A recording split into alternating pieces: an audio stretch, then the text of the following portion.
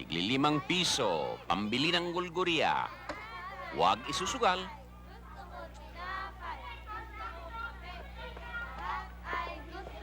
Oh, mga bata, bili na ng gulgurya.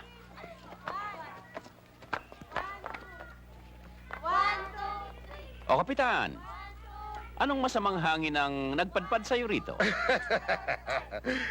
Alam mo nang, kahapon pa kita hinahanap. Gusto ko makausap eh. Gusto ko kasing malaman kung meron kang alam. Tungkol saan? Tungkol pa rin kay Monching Riles. Munching Riles. Wala akong kinalaman doon. Hindi ko naman sinasabing meron kang kinalaman eh. Ang tanong ko eh, baka kako meron kang alam. Huwag na tayo magpaligoy-ligoy pa. Diretsuhin mo na ako. Gusto mong malaman kung ako ang tumimbog kay Monching Riles. Ganun ba? Ayan! Yan ang gusto ko sa'yo eh. Basang-basa mo ako.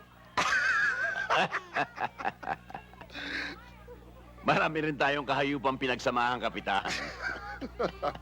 Sa tono lang ng salita mo, masilayan ko lang ang ngiti ni Huda sa mukha mo.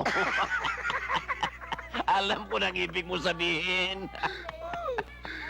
Kung sa bagay, wala rin naman ako ebidensya. Wala rin naman ako testigo.